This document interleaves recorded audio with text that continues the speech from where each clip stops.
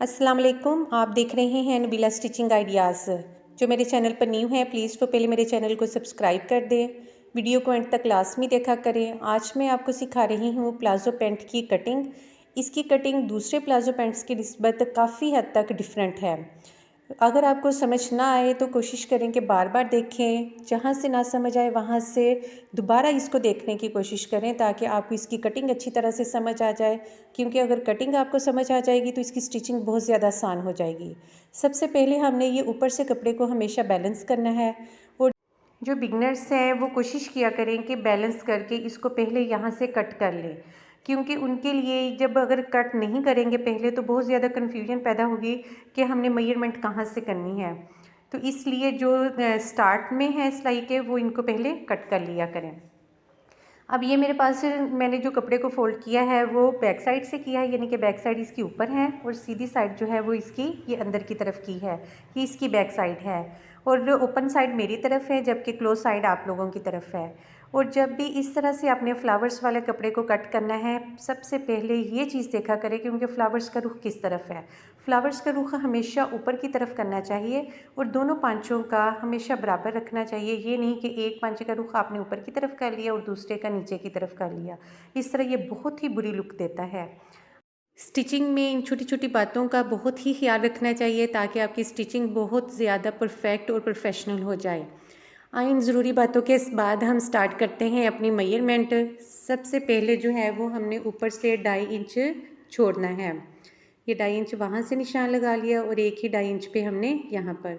अब इन दोनों निशानों को हमने आपस में मिला लेना है। ये हमारे ऊपर से इलास्टिक होल का जो अजाफी कपड़ा है उसको हमने छोड़ा है। इसको अगर हम पहले से छोड़ लेंगे तो फिर इस तरह से हमारी जो है वो पूरी माप लेना जो है वो आसान हो जाएगा। अब जहाँ पे हमने निशान लगाया था वहाँ से हमारा जो तैयार है वो 36 इंच है। यहाँ से हमने इसको लगा लेना है 36 इंच पर निशान। एक 36 इंच पर वहाँ और एक 36 इंच पर हमने यहाँ पर निशान लगा लेना है ताकि हमारा कपड़ा जो है वो बिल्कुल बराबर कट हो, इसमें बिल्कुल भी कान ना आए। स्केल के साथ हम इसको मिला लेंगे, अगर कोई चाहता है तो इंची टेप के साथ भी मिला ले। यहाँ से लेकर यहाँ तक हमारे ट्राउज़र की तैयार लेंथ है। जो ऊपर हमने कपड़ा छोड़ा है वो हमारा इलास्टिक का होल है। सेम उसी तरह से हमने पांचे की फोल्डिंग के लिए 2.5 इंच ऊपर से छोड़ा था, 2.5 इंच ही हम नीचे से छोड़ेंगे। तो इस तरह से ये हमने एक निशान 2.5 इंच पर यहाँ पर भी लगा लिया और इसको भी हमने स्केल के साथ आपस में मिला लेना है। आमतौर पर जब हम ट्राउज़र की कटिंग करते हैं तो हमेशा हमने पहले अपने ट्राउज़र के ऊपर से खुलाई मापनी है, फिर आसन की मेजरमेंट करेंगे। लेकिन इसकी कटिंग थोड़ी डिफरेंट है। हमने सबसे पहले मोहरी की मेजरमेंट करनी है, मोहरी की पैमाइश करनी है, उसके बाद बाकी की मेजरमेंट करेंगे। ये जितना इसका अर्ज़ है आप उतना भी इसको रख सकते हैं, ये आपकी चॉइस के अकॉर्डिंग है और चाहे तो इसको कम भी रख लें। लेकिन मैं यहाँ पर अपनी मोहरी जो है वो 16 इंच पे लूँगी। सबसे पहले जहाँ से हमारी ये क्लोज साइड है वहाँ से 1 इंच छोड़ेंगे ताकि पैंट प्लाज़ो की शेप अच्छी सी बने। यहाँ से अब मैंने 16 इंच पर निशान लगाना है, यानी कि 16 इंच खुली हमारी मोहरी तैयार होगी। यहाँ पर हमने एक निशान लगा लिया।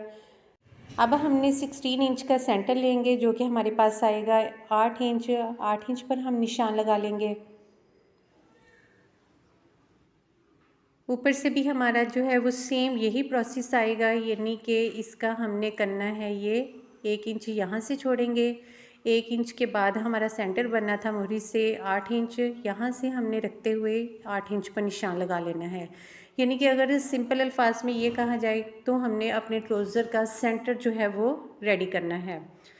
ये हमारा सेंटर पे यानी कि 8 इंच पे निशान आ गया। अब यहाँ से अगर हम देखें तो ये हमारा 36 इंच टोटल लेंथ रेडी थी। इसकी अब हमने सेंटर में निशान लगाना है, जिसका आसान तरीका ये है कि इंची टेप को यहीं से आप टर्न लें। टर्न लेके देखें कि हमारी ये फोल्डिंग कहाँ पर आ रही है। ये हमारे पास आया है 18 इंच, यानी कि हमने 18 इंच पे जो है वो निशान लगा लेना है। एक ये है हमारे लंबाई के रुख से ट्राउज़र का सेंटर। ये हमने 18 इंच पर निशान लगाया। अब 18 इंच से ही हमने 4 इंच नीचे एक और निशान लगा लेंगे। ये हमने 4 इंच नीचे एक और निशान लगा लिया। अब इन निशानों को हमने आपस में स्केल के साथ मिला लेना है। ये 18 इंच का और ये उससे नीचे जो 4 इंच का निशान लगाया था वो, और जो सेंटर हमने किया था 8 इंच का, इसको भी हमने स्केल के साथ मिला लेना है इन दोनों निशानों को। ये देखिए स्केल पर भी हमारे ये 36 इंच ही निशान आया है। और ये बात हमेशा जहन में रखें कि जिस तरफ ये निशान है दूसरा निशान भी हमने उसी तरफ ही रखना है, यानी हमारी मार्किंग जो है वो बिल्कुल ठीक आए। अब यहाँ से देखें कि हमने कितना लिया था कि सेंटर हमारा 8 इंच पर था, 8 इंच ही एक तरफ है और 8 इंच ही दूसरी तरफ है। अब यहाँ से हमने जो है वो करनी है अपने आसन के मेजरमेंट। अगर यहाँ से आप लेंगे कि ऊपर का इलास्टिक का होल छोड़ के, तो फिर आप लेंगे 10, 10.5 से 11 इंच, और अगर ऊपर से लेंगे तो ये हमने लेना है 13.5 इंच। ये आप अपने बॉडी के हिसाब से कम और ज़्यादा कर सकते हैं, लेकिन ये मेरे साइज़ के हिसाब से यहाँ जो है वो 13 इंच, और वैसे जो है वो 10.5 इंच का हमारा निशान बिल्कुल एग्जैक्ट है।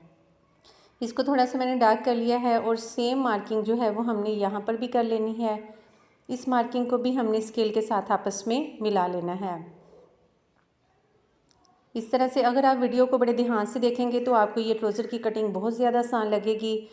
अब यहाँ से हमने लगाना है, नीचे हमने लगाया था मोरी का निशान 16 इंच पर, लेकिन यहाँ पर हमने इसको लेना है 15 इंच भी ले सकते हैं आप, 14 इंच भी ले सकते हैं, यानी कि अपनी चॉइस के अकॉर्डिंग इसको 1 इंच कम करें या 2 इंच कम कर लें।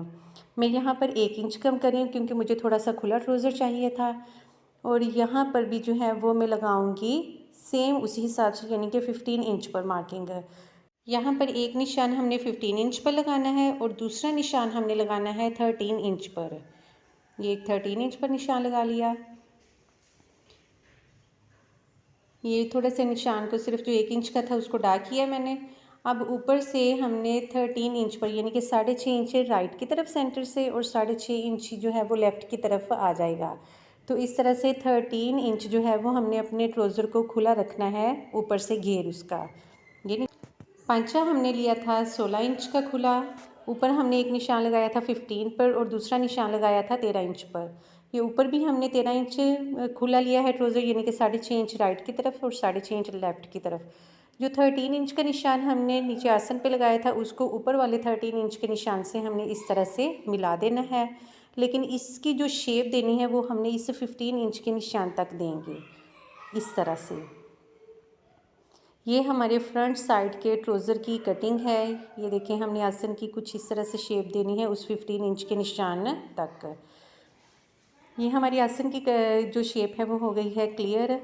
अब यहाँ से हमने जो है वो इसको इस तरह से मिलाना है ऊपर वाले हिस्से को, बस कि जो हमने ये नीचे 13 इंच तक निशान लगाया था आसन का, इस तरह से इस स्केल के साथ इसको शेप दे लेंगे। अभी इस निशान से जो नीचे हमने मोहरी तक के निशान को शेप देनी है वो बिल्कुल हमने स्ट्रेट देनी है। अब यहाँ से हमने जो मोहरी के निशान से लेकर ऊपर 18 इंच पे निशान लगाया था उसको हमने कुछ इस तरह से शेप देंगे इस स्केल के साथ। अब यहाँ से अब हमने आसन तक इसकी शेप कर देनी है, लेकिन जिन लोगों के पास ये स्केल नहीं है वो इससे भी ज़्यादा बेस्ट शेप दे सकते हैं हाथ के साथ। ये देखें कि मैंने इसकी शेप दी, लेकिन ये मेरी शेप बिल्कुल एग्जैक्ट नहीं बनी। अब इसको मैं थोड़ी सी इसको हाथ के साथ इस तरह से बैलेंस करूँगी, क्योंकि हमारे पास ये इस शेप आनी ज़रूरी है। ये है जी हमारे फ्रंट साइड ट्राउज़र की बिल्कुल एग्जैक्ट मेजरमेंट और उसकी मार्किंग। अब जो हमने मार्किंग की है सेम उसी पर हमने कटिंग कर लेनी है, इसमें सिलाई का हक बिल्कुल भी नहीं रखना। उसके बाद हमने करेंगे अपने बैक साइड की कटिंग।